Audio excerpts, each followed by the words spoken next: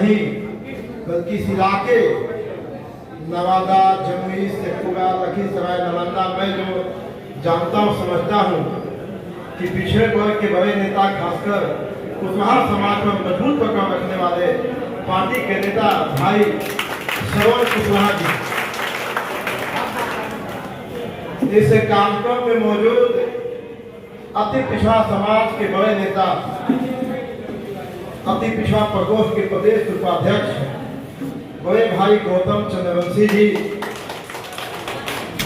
इस कार्यक्रम में मौजूद उमेश शर्मा जी जो पार्टी के जिला के प्रधान महासचिव हैं, रेणु सिंह जी बहुत अच्छा भाषण दी, महिला के जिला अध्यक्ष हैं, विकास सिंह जी, अखिलेश सिंह जो पार्टी के उपाध्यक्ष हैं, सुरदेव वर्मा जी जिला पार्षद हैं, हमारे मित्र कल्लू भाई बहुत दिनों से होने के प्रति जो राजद के बड़े नेता हैं, कुणाल जी अति पिछड़ा प्रकोष्ठ के प्रधान महासचिव हैं जिला के, उमेश पासवान जी, सीताराम चौधरी जो तमाम सभी प्रकोष्ठों प्रखंड के आए हुए पार्टी के प्रखंड अध्यक्ष, युवा इकाई के प्रखंड अध्यक्ष, हम तमाम साथियों, भाइयों, बहनों, हम अपनी बात शुरू करें, लेकिन सबसे पहले अगर नवादा जिला को धन्यवाद नहीं दे यहाँ आकर के तो बात अधूरी हो जाएगी और आपके साथ भी अन्याय होगा कि जब हम प्रदेश अध्यक्ष बने तो 13 मई को पटना में बिहार के सभी जिला अध्यक्षों को और प्रधान महासचिवों की बैठक हुई और 14 मई के पूरे जिला के पूरे प्रदेश के प्रदेश पदाधिकारियों की बैठक हुई। उस बैठक में तय हुआ कि पार्टी अनेक मुद्दों पर संघर्ष करती है, पार्टी के पास कई मुद्दे हैं जिस पर संघर्ष करते रहती है, लेकिन युवा राष्ट्रीय जनता दल 3 मुद्दों पर संघर्ष करेगा। यह हमारे 13 और 14 मई के पटना में बैठक हुई जिसमें फैसला लिया गया और वो हमारे 3 मुद्दे थे। भारत सरकार से जातीय जनगणना की मांग, भारत सरकार द्वारा लागू नई शिक्षा नीति का विरोध और बढ़ती हुई महंगाई को भारत सरकार काबू करे, इसके लेकर के युवा राष्ट्रीय जनता दल ने अपना आंदोलन चलाने का फैसला लिया। और प्रथम चरण का जो आंदोलन था कि 5 जून को बिहार के सभी जिला मुख्यालयों पर युवा राष्ट्रीय जनता दल के तरफ से धरना दिया जाएगा। उस धरने के कार्यक्रम में नवादा जिला के भी साथियों ने और पार्टी के साथियों ने भी सहयोग किया और जेठ के दोपहरी में 40 डिग्री, 41 डिग्री, 42 डिग्री, 43 डिग्री के तापमान में भी सभी साथियों ने गांव, पंचायत, प्रखंडों में घूम घूम कर लोगों के बीच जाकर अपने मुद्दे से आम लोगों को अवगत कराया और कई तापमान के बीच में भी ऐतिहासिक धरना देने का काम किया। इसके लिए युवा राष्ट्रीय जनता दल के तरफ से आप सभी साथियों को हार्दिक बधाई और शुभकामना देता हूं। साथियों, मैं अपनी बात शुरू करूं, लेकिन एक बात में बड़े भाई और यहाँ के लोकप्रिय जिला अध्यक्ष उदय जी ने छेड़ दिया, इससे यहाँ 2 शब्द बोलना जरूरी है कि हम इसके पहले संगठन के महामंत्री होते थे और जब संगठन के महामंत्री होते तो बिहार भर के जिला अध्यक्ष, माननीय विधायक, पूर्व विधायक सबसे मेरा संपर्क खाता था और पार्टी का सदस्यता अभियान चल रहा था। और सदस्यता अभियान के बाद प्रखंडों में चुनाव होकर जिला अध्यक्ष का चुनाव पटना से होना था। उदय जी कहा, कभी कभी बात करते थे कि भैया क्या होगा, हमने उपाय मारा की बात बोला कि उदय जी जब से तेजस्वी जी के हाथ में कमान है, अब वह नीचे के स्तर से जनता बाबू जब से प्रदेश अध्यक्ष बने हैं वो नीचे के स्तर से लोगों को तलाश रहे हैं कि हमारे वो कौन लोग हैं जो जमीन पर काम करते हैं लेकिन पटना में दिखाई नहीं दे पाते हैं। क्योंकि अक्सर यह होता है कि पटना में ही लोग दिखाई देते हैं, जमीन पर नहीं दिखाई देते हैं। तो जनता बाबू हमारे नेता तेजस्वी जी लगातार खोज कर देते हैं और हमने उनको संगठन महासचिव की हैसियत से, क्योंकि मैंने जो काम देखा था उसमें मैंने कहा कि आपको किसी से मिलने जुलने और किसी से कहने की जरूरत नहीं है। मुझे नहीं लगता है कि आपको छोड़कर वहां कोई बन सकता है।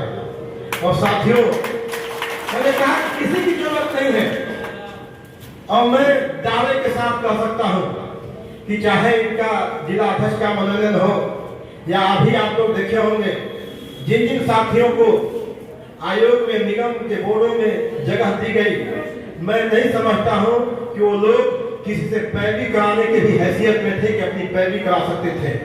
लेकिन हमारे नेता की नजर उन लोगों पर भी थी जो वर्षों से पार्टी में काम कर रहे थे, उन लोगों को ही देने का काम किया।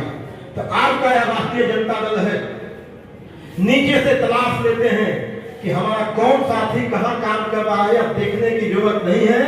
हमारे नेता के पास सब कुछ वहीं से देखते हैं। हमको भले नहीं लगता है कि हमारे कामों को कौन देख रहा है, लेकिन मैं समझता हूं कि आज अगर हम लोग यहाँ भाषण भी दे रहे हैं और मीटिंग भी कर रहे हैं, मैं समझता हूं कि नेता को 80% जानकारी होगा कि मीटिंग में क्या भाषण हो रही है और क्या क्या हो रहा है।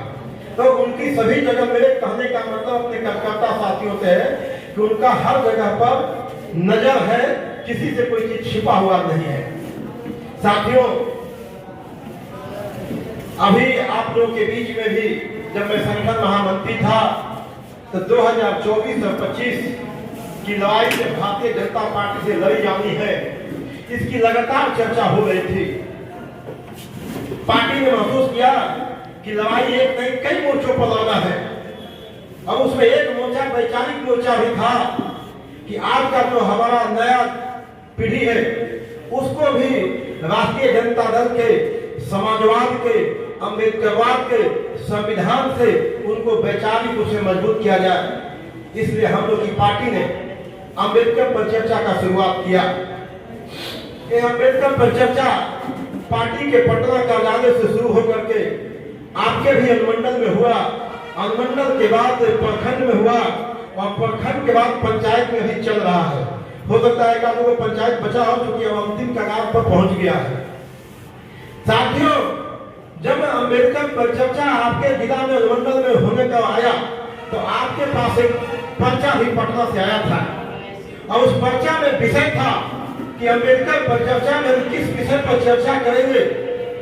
उस विषय था कि मनुस्मृति बनाम संविधान, बाबा साहब का जीवन और दर्शन और हमारे नेता लालू प्रसाद यादव जी के द्वारा किया गया काम। इन्हीं बातों पर हम लोग को चर्चा करना था। मैं भी इन्हीं बातों पर चर्चा करूंगा और हमारे विषय भी इन विषयों से बाहर नहीं है। चाहे शिक्षा का सवाल हो, जाति जनगणना का सवाल हो या महंगाई हो, इन विषयों से बाहर नहीं है। साथियों, इस पर भी हम भी चर्चा करेंगे। हम लोग के नेता लगातार ये कहते हैं और हम लोग लगातार संघर्ष कर रहे हैं कि देश को, संविधान को बचाना है।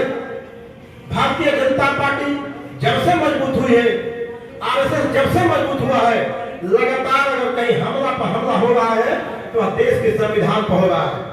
लगातार उसके नेताओं की तरफ से बयान आते हैं कि देश के संविधान को बदलना है।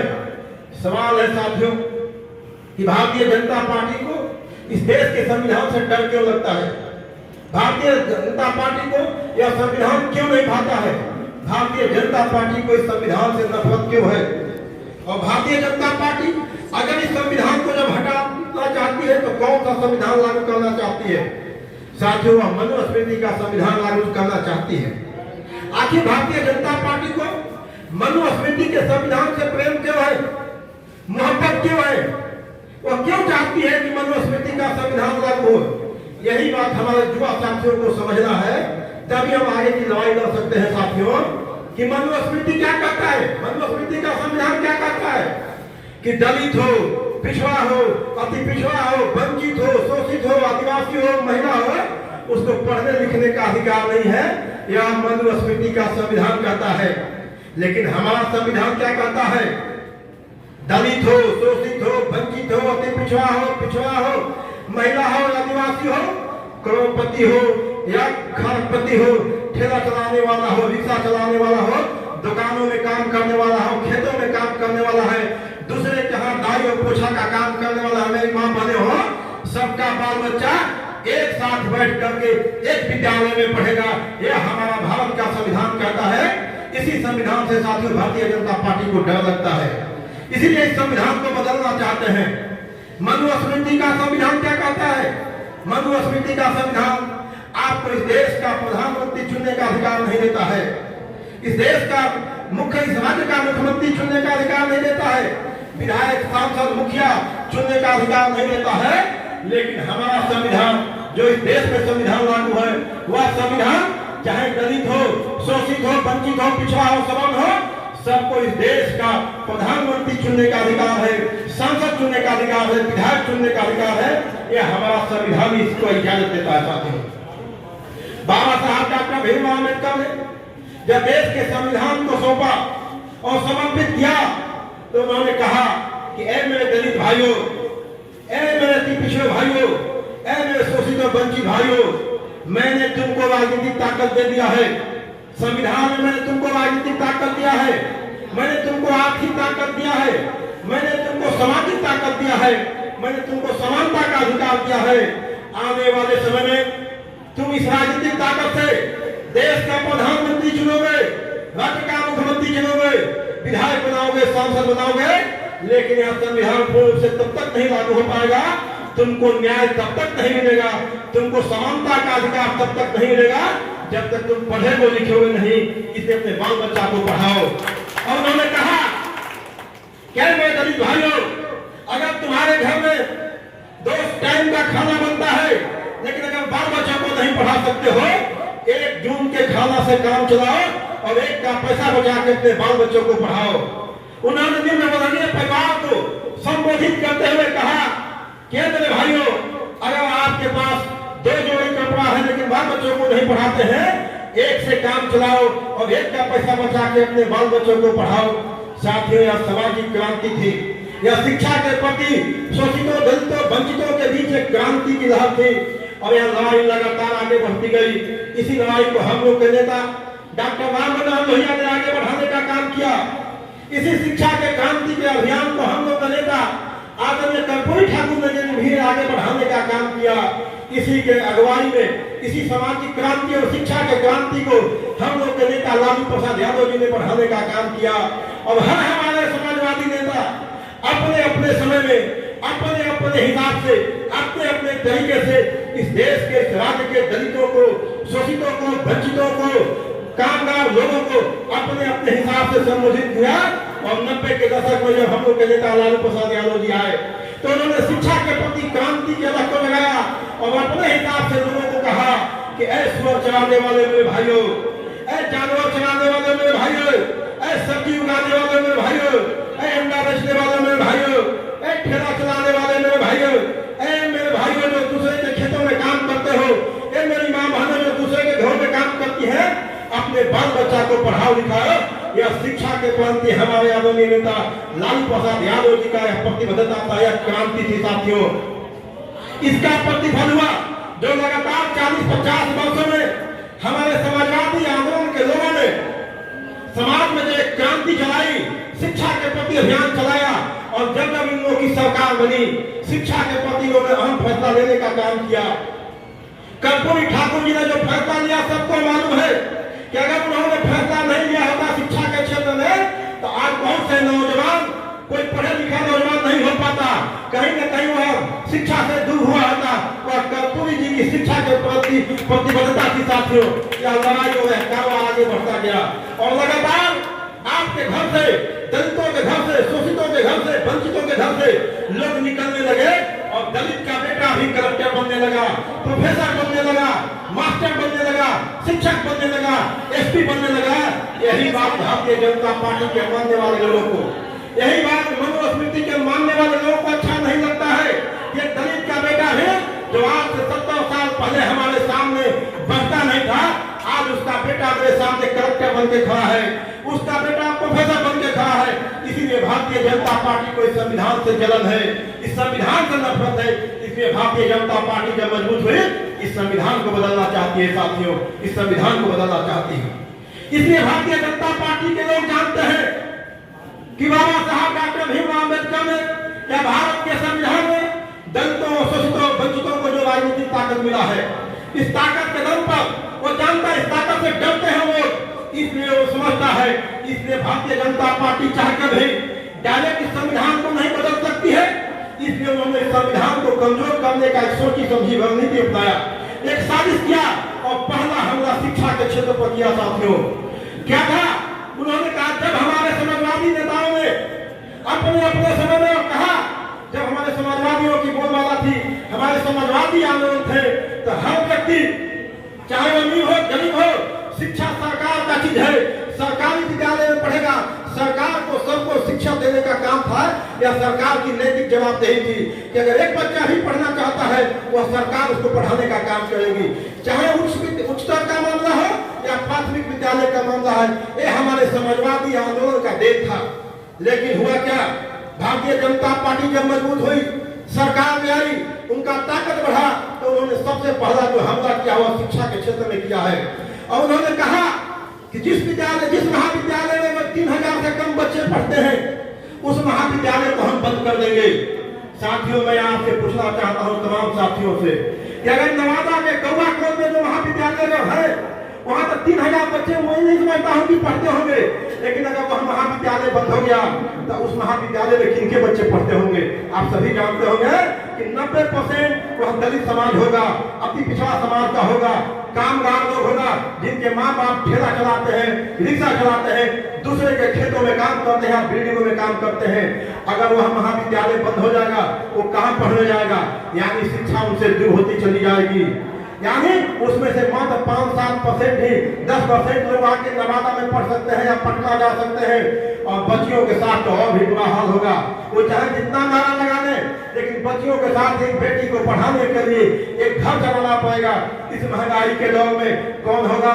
जहाँ अधिकांश लोग दलित और पिछड़े बच्ची समाज के लोग पढ़ते हैं कि नवादा में एक घर, गाँव में एक घर यहाँ चला पाए, क्या संभव नहीं है। यानी अधिकांश लोगों को शिक्षा से दूर कर दिया जाएगा।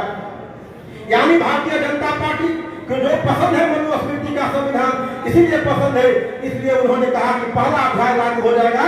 अगर यह कानून लागू हो गया तो इस देश का 90% तबका जो दलित समाज से है, अति पिछड़ा समाज से है, वंचित समाज से है, कामगार समाज से है, आने वाले 5-6 वर्षों के बाद आप देखिएगा कि 90% लोग पढ़ाई से दूर हो गए, शिक्षा से दूर हो गए। यानी भारतीय जनता पार्टी का एक अध्याय मनुस्मृति जो कहता है कि दलितों को, शोषितों को, वंचितों को शिक्षा नहीं देनी चाहिए, वह अपने आप शिक्षा से दूर कर देगा। लेकिन साथियों, हम लोग के नेता आदरणीय तेजस्वी प्रसाद यादव जी, लालू प्रसाद यादव ने भारतीय जनता पार्टी के साजिश को समझ लिया और उन्होंने कहा कि इसको हम लागू नहीं करने देंगे। भारतीय जनता पार्टी को हम 1 मिनट में भी हम दिल्ली में नहीं रहने देंगे, बिहार में नहीं रहने देंगे। इसलिए हम लोग के नेता आदरणीय लालू प्रसाद यादव जी और तेजस्वी प्रसाद यादव जी भाजपा के खिलाफ लगातार मोर्चाबंदी कर रहे हैं, लगातार संघर्ष कर रहे हैं। भाजपा को लड़ने के लिए अगर इस देश में किसी ने सबसे ज्यादा कुर्बानी दिया है, उस व्यक्ति का नाम है लालू प्रसाद यादव, उस व्यक्ति का नाम है तेजस्वी प्रसाद यादव। अधिक संख्या में होने हुए भी उन्होंने बिहार में महागठबंधन का सरकार बनवाने का काम किया ताकि भारतीय जनता पार्टी को हम रोक सके। जो भारतीय जनता पार्टी हमारे दलित भाइयों का, अति पिछड़े भाइयों का अधिकारों का हनन और शोषण करने पर तुली हुई को रोक सके, इसलिए हमारे नेता ने कुर्बानी देकर कभी भारतीय जनता पार्टी को रोकने का काम किया साथियों। लेकिन साथियों, हम आपके बीच में आए हैं, जब हम लोग के नेता तेजस्वी जी कहते हैं कि हम भारतीय जनता पार्टी को रोकेंगे, यह बात अगर दिल्ली में बोलते हैं तो कौवा कोट का गोविंदगंज के गांव में कैसे बात गूंजेगी? यह काम जुआ भारतीय जनता दल के साथियों पर। साथियों, हम आपके बीच में इसलिए आए हैं कि अगर हमारे नेता वहां आवाज देते हैं, उस आवाज को गाँव में कैसे पहुंचाएगा? यह तभी पहुंचेगा जब हमारा संगठन मजबूत होगा, हमारे हर जगह लोग होंगे, क्योंकि हम लोग की लड़ाई जिस विचारधारा के लोगों से है, वो विचारधारा के लोग इस देश के मीडिया पर काबिल है, उस विचारधारा के लोग इस देश के संपत्ति का कब्जा है, उसी विचारधारा के लोगों का इस देश के ब्यूरोक्रेट पर कब्जा है। यानी हमारी लड़ाई लंबी लड़ाई है और उन लोगों से लड़नी है। हमारे पास अगर कोई चीज है, कोई साधन है, तो हमारा यही दलित तबका है, यही अति पिछड़ा तबका है, वंचित तबका है, उन लोगों के बीच में हमको जाना होगा। इसलिए साथियों, मैं आपके बीच में आया हूँ कि आप गाँव में जाइए, उन भाइयों के पास, उन बहनों के पास, दलित भाइयों के पास जाइए, अति पिछड़े समाज के भाइयों के पास जाइए और बात बताइए। क्योंकि हर माँ बाप चाहता है जब एक ठेला चलाता है या दूसरे को खेतों में काम करता है तो अपने बच्चों को पढ़ाता है और लगता है कि आने वाले दिनों में हम इसलिए मेहनत करते हैं कि हमारा बेटा भी पढ़ के एक कलेक्टर बने, हमारा बेटा भी पढ़ के प्रोफेसर बने। लेकिन आप उन साथियों के बताइए, मेरे भाइयों, मेरे दलित भाइयों, मेरे पीछे भाइयों, अगर अभी भी नहीं सोचे तो भारतीय जनता पार्टी का अगर यह कानून लागू हो गया तो आने वाले दिनों में जिस तरह से आप दूसरे के खेतों में काम करते हैं, आने वाला बेटा को भी आपको यही करना पड़ेगा, आने वाले उसका बेटा को भी यही करना पड़ेगा, आने वाले पीढ़ी दर पीढ़ी आपको यही काम करना होगा। इन बातों को हमको समझाना है साथियों। यही बात हम महिलाओं के बीच में जाके समझाना होगा, माँ बहनों के बीच, कि आप दूसरे के खेतों में और घरों में जब काम करती है तो मन में एक ही दिल इच्छा रहता है कि हमारी बेटी हो या बेटा हो आगे बढ़े, आने वाले दिनों में उसका विकास हो, वह मास्टर बने, कलेक्टर बने, दरोगा बने। लेकिन आपको समझाना हो यह बना यह कानून लागू हो गया, भारतीय जनता पार्टी अगर आ गई, यह कानून अगर आ गया तो आने वाले दिनों में जो काम आप करती है पीढ़ी दर पीढ़ी काम करना होगा। मैं समझता हूँ साथियों कि अगर इस बात को हम गाँव में लेकर चले जाएंगे, भारतीय जनता पार्टी के लोग कहीं दिखाई नहीं देंगे। इसी अभियान में समर्थन मांगने के लिए मैं तेजस्वी प्रसाद यादव जी की तरफ से आपके बीच में आया हूँ, आपसे आशीर्वाद और समर्थन मांगने कि इस लड़ाई को नवादा के गांव में कैसे खड़ा हो, इसी के लिए मैं आपके बीच में आया हूँ साथियों। दूसरा हमारा मुद्दा है जातीय जनगणना।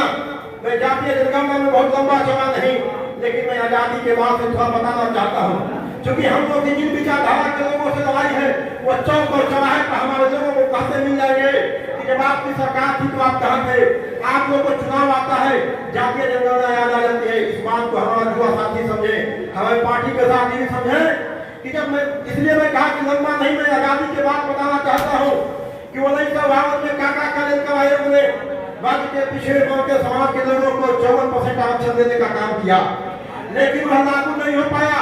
क्यों नहीं लागू हो पाया?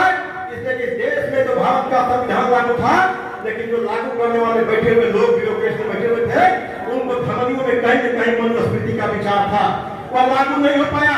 लेकिन हमारी लड़ाई रुकी नहीं, हमारा कारवां रुका नहीं रहा, लगातार हम आगे बढ़ते गए। और 1977 में आपके सहयोग से, आपके आशीर्वाद से, जब दिल्ली में सरकार बदली, दिल्ली में जनता पार्टी की सरकार बनी, हम लोग के नेता लालू प्रसाद यादव जी चुनाव जीतकर जब दिल्ली में गए, 1977 में उन्होंने बीपी मंडल साहब की अध्यक्षता में उन्होंने मंडल कमीशन बनवाने का काम किया। मंडल साहब ने बहुत तेजी से काम करते हुए 2 वर्षों में पूरे देश का दौरा करके उन्होंने देख लिया कि ओबीसी की आबादी 54% है, लेकिन उन्होंने काका कालेलकर आयोग का हक को देखा था।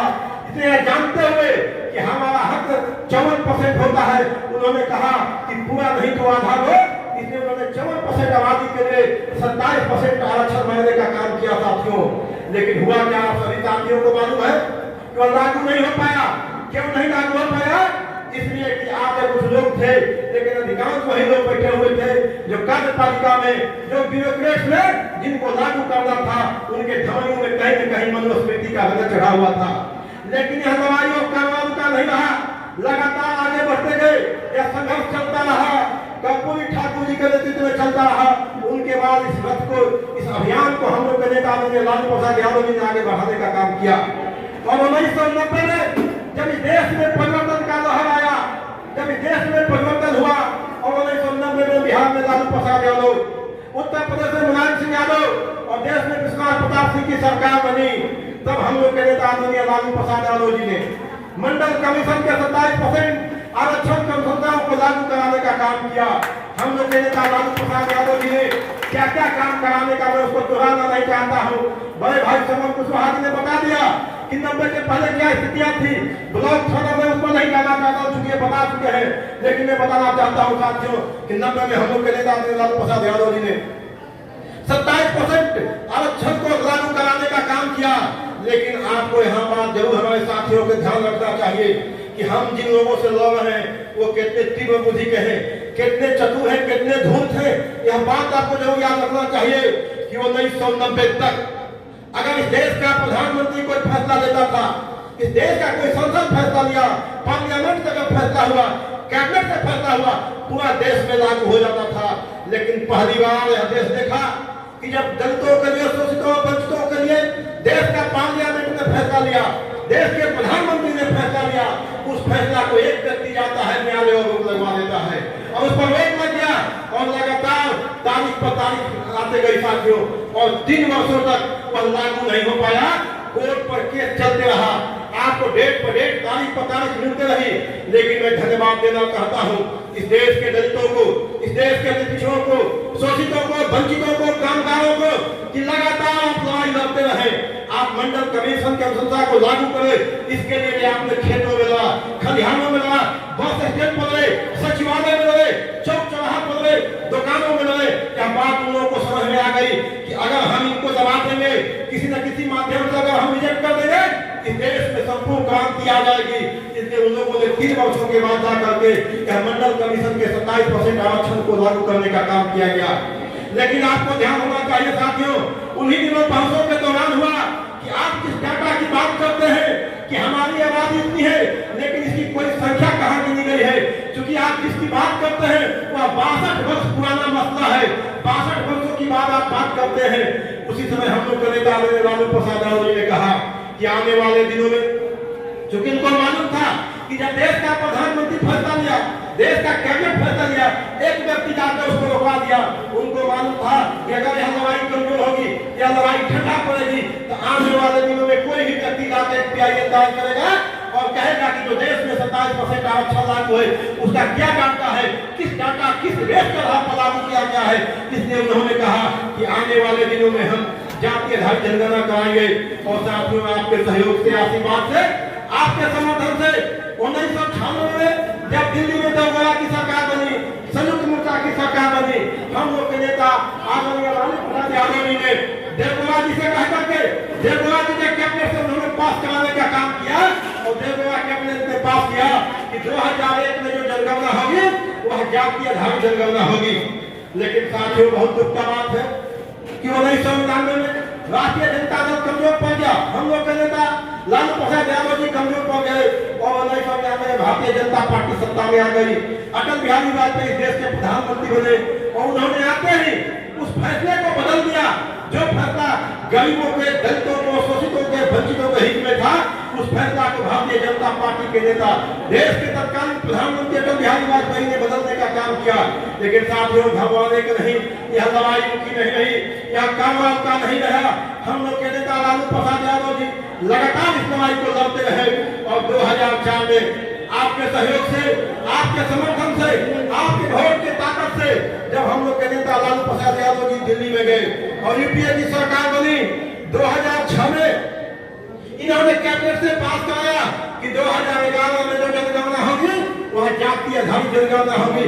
या लालू प्रसाद यादव जी ने पास कराने का काम किया। साथियों, खुशी बात क्या है कि 2011 में जातीय जनगणना हुई, लेकिन थोड़ा दुख इस बात का आता है कि 2009 में हम लोग की पार्टी राष्ट्रीय जनता दल कमजोर स्थिति हो गई, हम लोग के नेता कमजोर पड़ गए।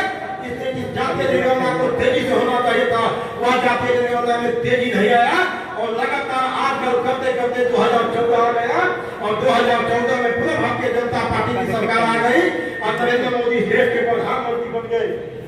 नरेंद्र मोदी ने आते ही 2 फैसला लिया। पहला फैसला यह हुआ कि 2011 में जो जातीय जनगणना हुई है, इस जनगणना के रिपोर्ट को हम प्रकाशित नहीं करेंगे। और दूसरा फैसला लिया कि 2021 में जो जनगणना हुई है उस जनगणना को हम जातीय आधारित जनगणना नहीं करेंगे। साथियों, इन्हीं सवालों को लेकर हमारे लोगों को, हमारे युवा साथियों के, गांव के गरीब बच्चों के बीच में जाना है। एक तरफ राष्ट्रीय जनता दल है कि जब जब इस पार्टी को ताकत मिला, इन नेताओं को ताकत मिला, हम आपकी लड़ाई को लगातार लड़ते रहे हैं। एक तरफ भारतीय जनता पार्टी के लोग हैं जो आपके नाम पर आपके बीच में आते हैं। आपके बीच में इसलिए नहीं आते हैं कि आपसे प्रेम करते हैं, मोहब्बत करते हैं। आपके बीच में इसलिए आते हैं कि संविधान ने जो आपको वोट का ताकत दिया है, इसलिए वो आपके दरवाजे पर आते हैं, लेकिन आप ही में ताकत देते हैं। और जब दिल्ली में जाते हैं तो बात तो करते हैं मुसलमानों का, लेकिन हमला करते हैं इस देश के दलितों पर, इस देश के पिछड़ों पर, इस देश के वंचितों पर। इस सवाल को हमको लेके जाना है, वह निगाहें कहीं और निशाना कहीं और उनका रहता है, इसी सवाल को हमको लेके जाना है। साथियों, हम लोग के नेता आदरणीय लालू प्रसाद यादव जी का इस जातीय जनगणना से कोई निजी स्वार्थ नहीं है, लेकिन वह चाहते हैं, क्योंकि लालू प्रसाद यादव जी एक निर्धन परिवार में पैदा हुए, उन्होंने अपने जीवन में निर्धनता को देखा है, उन्होंने अपने जीवन में गरीबी को देखा है, उन्होंने अपने जीवन में शोषण को सहा है, उन्होंने अपमान को देखा है। वह चाहते हैं कि हम एक ऐसा व्यवस्था बना के जाए समाज में कि आने वाले समय में हमारा दलित समाज, हमारा वंचित समाज, हमारा पिछड़ा समाज, हमारा काम करा समाज, इन लोगों को हकीम देखना नहीं पड़े या निर्धनता नहीं देखना पड़े, इनको शोषण का शिकार नहीं होना पड़े। इसीलिए वो हमारे नेता लालू प्रसाद यादव जी इस लड़ाई को लड़ते हैं। साथियों, आप लोग को अभी कुछ दिन पहले जब हम लोग की सरकार बिहार में बनी, हम लोग के नेता तेजस्वी प्रसाद यादव जी, हम लोग के नेता लालू प्रसाद यादव जी और नीतीश जी ने इस बिहार में अतिथियों और दलितों को नगर निगम के चुनाव में आरक्षण देने का काम किया। यह फैसला कोई लालू जी और नीतीश जी और तेजस्वी जी का व्यक्तिगत फैसला नहीं था, वह बिहार के सरकार का फैसला था और 13 करोड़ लोगों की जनता का फैसला था। लेकिन एक व्यक्ति खड़ा होता है और चला जाता है, पीआईएल कर देता है और उसको रोक दिया जाता है। और ठीक 3 महीना के बाद जब हम लोग की जाति जनगणना जब केंद्र सरकार ने इनकार कर दिया, तो हमारी सरकार ने जब कराने गई, तेजस्वी जी, लालू जी और नीतीश जी ने कहा कि हम अपने खर्चे पर, बिहार सरकार अपने खर्चे पर कराएगी। यह भी फैसला कोई व्यक्तिगत फैसला नहीं, यह सरकार का फैसला था। 13 करोड़ बिहार वासियों का फैसला था। लेकिन एक व्यक्ति खड़ा होता है, वह न्यायालय चला जाता है और वह फैसला को रोक दिया जाता है कि आप जाति जनगणना नहीं कर सकते हैं। लेकिन साथियों, जिस तरह से आपको नहीं समझ में लगातार डटे रहे, लगातार संघर्ष करते रहे, आज जो कोर्ट का फैसला आया है वो आपके जीत का है, आपके जीत का फैसला है कि लगातार आपकी समाज पर डटे रहे, गाँव हो, खेत हो, खलिहान हो, कस्बा हो, लगातार जाति जनगणना पर इस राज्य का ओबीसी दलित तबका लगातार डटा रहा। आज वो फैसला आपके पक्ष में आया है। मैं चाहता हूँ साथियों कि हम लोग के नेता डॉक्टर मामूद भैया कहा करते थे कि कोई भी कानून संसद में नहीं बनता है, वह कानून खेत और खलिहानों में बनता है। अगर खेत और खलिहानों में लोगे तो वहां तो केवल इंप्लीमेंट होता है।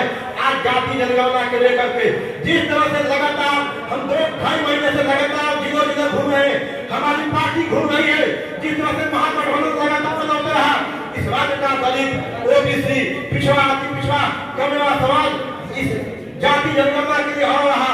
आज आपके फैसला में जो आया है वह आपके नैतिक जीत है, आपके संघर्षों का जीत है, आपके हौसले का जीत है साथियों। लेकिन यह लड़ाई अभी नहीं रुकी रहेगी, क्योंकि आप बिहार का है।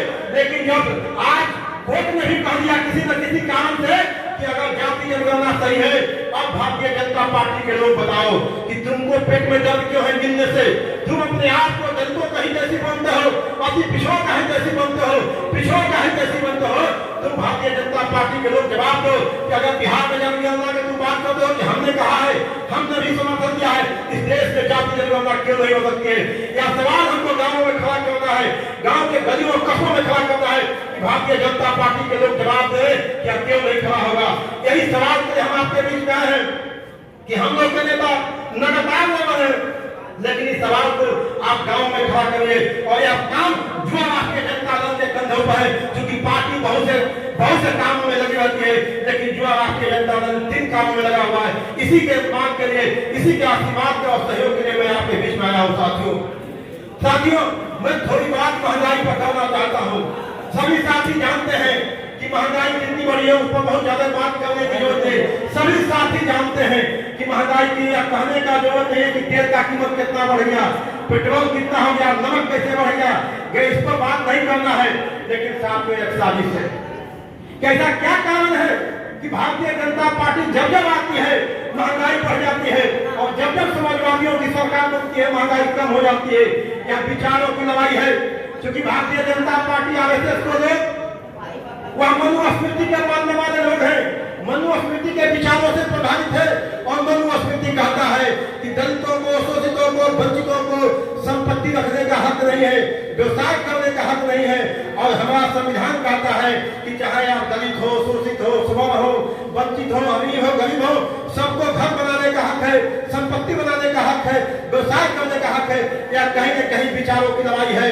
अगर यह महंगाई बढ़ता है तो कौन समाज सबसे बेसी पीड़ित होता है? वही समाज का दलित तबका है, अति पिछड़ा समाज है, कामगार समाज है, जो दूसरे के यहाँ काम करता है, दूसरे के घरों में काम करता है, खेतों में काम करता है।